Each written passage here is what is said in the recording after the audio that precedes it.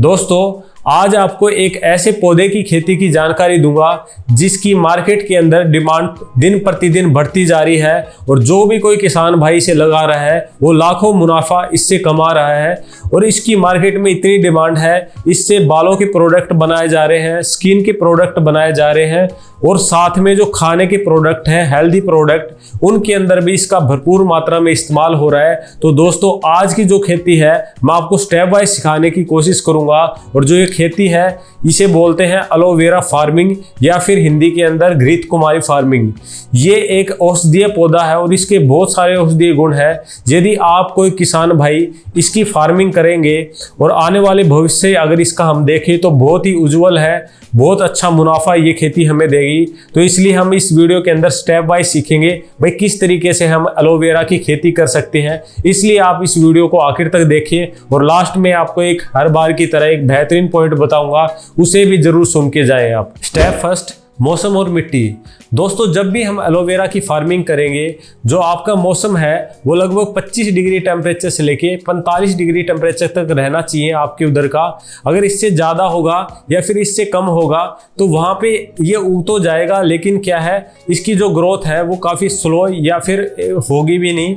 तो इसलिए आप इस चीज़ का बहुत विशेष ध्यान रखें। साथ में जो इसकी उपयुक्त मिट्टी रहती है वो दोमट मिट्टी या फिर रेतीली मिट्टी होनी चाहिए। ऐसी मिट्टी बिल्कुल भी नहीं होनी चाहिए जिसके अंदर पानी का भराव होता हो। अगर पानी का भराव होगा तो वहाँ पे इसके अंदर गलने की समस्या खास तौर पे देखी गई है। तो इसलिए आप जब भी एलोवेरा की खेती करें तो आप इन चीज़ों का विशेष ध्यान रखें। स्टेप 2, खेत की तैयारी।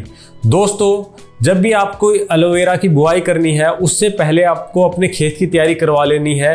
आपको ट्रैक्टर द्वारा गहरी जुताई करवा लेनी है, साथ में ऊपर उसके बेड बनवा लेने हैं। और जो ये बेड बनवाएंगे उसके ऊपर हम जो इसके छोटे छोटे पौधे होते हैं वो हमें बुआई करनी है।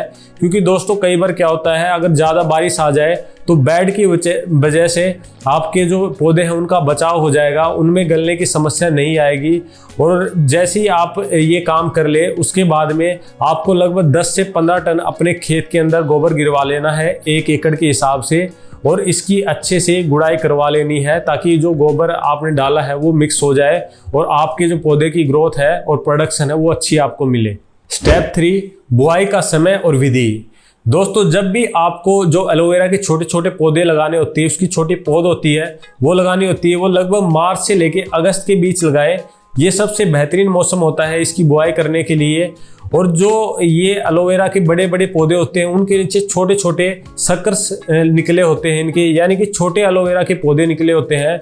और जो उनकी एज होती है वो लगभग 3 से 4 महीने की होती है, वो सबसे अच्छी रहती है। उसको आपको बेड के ऊपर लगा देना है और जो पौधे से पौधे की डिस्टेंस रखनी है वो लगभग 45 से 60 सेंटीमीटर रखनी है। और लाइन से जो लाइन की दूरी रखनी है वो भी आपको 45 से 60 सेंटीमीटर रखनी है। और 1 एकड़ के अंदर लगभग 15,000 से 20,000 आपके ये छोटे छोटे शक्कर है, यानी कि छोटे एलोवेरा के ये जो पौधे हैं ये लग जाएंगी। Step 4, harvesting. दोस्तों जब भी आप एलोवेरा की बुआई करेंगे तो उसके 6 से 8 महीने के बाद में आपको प्रोडक्शन मिलने लग जाएगी। और उसके अंदर क्या होता है, जो एलोवेरा के जो पौधे होते हैं उनकी हमें पत्तियां काटनी होती है और वो पत्ती के बेस से काटना होता है, यानी कि उसके जो एकदम नीचे रहता है उससे काटने होता है, जड़ से नहीं काटना होता, ताकि जो हमारा पौधा है वो दोबारा से ग्रोथ कर पाए। तो जो हमें वो पत्तियां निकाल लेनी है और इसकी जो हार्वेस्टिंग है 6 से 8 महीने में जब होने लग जाएगी, ये हमारी फर्स्ट हार्वेस्टिंग होगी। फिर उसके हर 3 महीने बाद आप हार्वेस्टिंग इससे ले सकते हैं और फिर 1 साल के अंदर 3 से 5 बार आप 1 एकड़ से हार्वेस्टिंग ले सकते हैं इसकी बार बार। स्टेप 5, खर्चा। दोस्तों अगर मैं खर्चे की बात करूं तो पर एकड़ के हिसाब से मैं आपको खर्चा बताता हूं। तो लगभग जो ये छोटे मैंने आपको ट्यूबर बताई, यानी कि जो इसके बीज होते हैं, यानी कि छोटे जो एलोवेरा की पौध हम कह सकते हैं, वो लगभग 30,000 रुपये का उसका खर्चा लगेगा। प्लस में खेत की तैयारी में आपका 10,000 रुपये का खर्चा लगेगा। प्लस में 10,000 रुपये आपका जो रहेगा वो खाद और दवाई का हम खर्चा मान लेते हैं। और प्लस में 20,000 रुपये हम लेबर का खर्चा मान लेते हैं। और 10,000 रुपये हम जो पानी देना है हमें, मोटर वगैरह बिजली वगैरह, उसका हम खर्चा मान लेते हैं। तो ऐसे टोटल मिला के लगभग आपका 1 एकड़ का 80,000 रुपये हमारा खर्चा आ जाएगा। ये मैंने फर्स्ट ईयर का आपको खर्चा बताया है। फिर उसके बाद में क्या है, इसकी हमें बार बार बुआई नहीं करनी होती। मतलब जो एक बार हम अगर इसकी प्लांटेशन कर देंगे तो लगभग 4 से 5 साल वो आपकी चल जाएगी। तो ये मैंने एक बार स्टार्टिंग खर्चा बताया है। तो आप इसमें से जैसे मैंने ये बताया सीड ट्यूबर यानी कि जो छोटे पौध होती है उनका हम खर्चा हटा सकते हैं, जो खेत की तैयारी है उसका भी हटा सकते हैं हम। तो इन चीज़ों को भी हम खर्चा हटा सकते हैं। तो लगभग जो अगर स्टार्टिंग हम एक खर्चा लगाएं 1 एकड़ का तो लगभग 80,000 हमारा खर्चा आ जाएगा नेट। स्टेप 6 मुनाफा यानी कि प्रॉफिट।